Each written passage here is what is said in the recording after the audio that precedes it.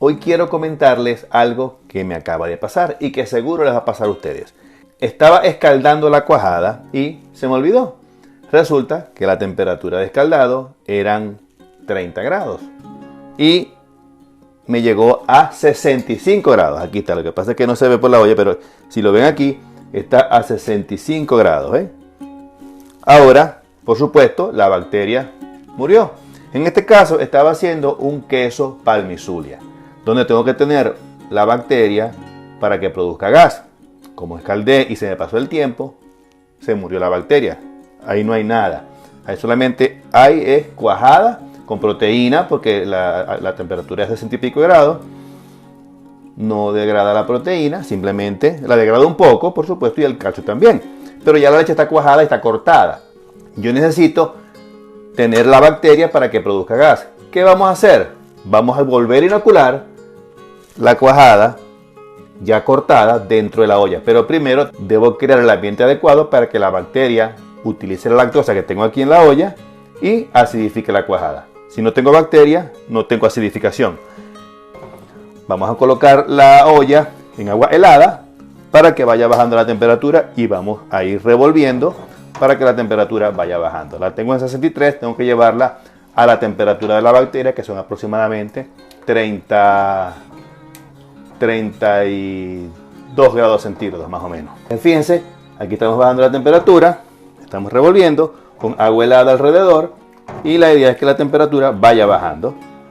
Vamos a revolver entonces y en la medida que vaya bajando la temperatura y lleguemos a la temperatura de la bacteria, volvemos a inocular con el cultivo madre, que lo tengo aquí. Este es el cultivo madre, que lo que me queda es poco. Entonces vamos a bajar la temperatura.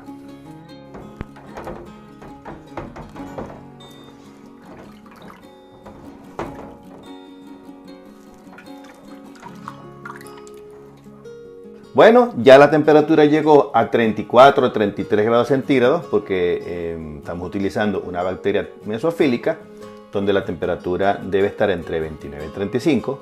Y ahora vamos a volver a colocar el cultivo. En este caso tengo yo el cultivo madre y lo voy a colocar aquí. Aquí la bacteria está viva porque es un cultivo madre. Se preparó hace poco. Entonces vamos a esperar una hora para que empiece a acidificar. Lo que tenemos que hacer entonces es medir el pH, a ver cómo está, y cuando empiece a bajar el pH, ya sabemos que la bacteria está viva y podemos desuerar. Bueno, ya la bacteria está dentro de la olla, ya debe estar alimentándose de la lactosa, pero vamos primero a medir el pH. En este caso tenemos pH 6,1. Tenemos pH 6,1. Entonces vamos a ver si llega siquiera a 6 o a 5,9. Y allí sabemos que la bacteria está viva y desueramos. Bueno, y ya vamos a ver cómo está el pH después de que ya la bacteria se despertó y se empezó a alimentar a la bacteria la lactosa. Debe haber bajado algo. Vamos a meter el pHímetro. Vamos a lavarlo primero. Aquí está marcando 7,1. Vamos a ver cuánto está marcando, cómo marca ahora. Bueno, aquí estamos marcando, vamos a meterlo. Aquí llegó a 6,1. Estaba en 6,2, ahora está en 6,1. Lo que significa que hay bacteria viva allí, hay actividad, está bajando lentamente, lo que hay que darle más tiempo.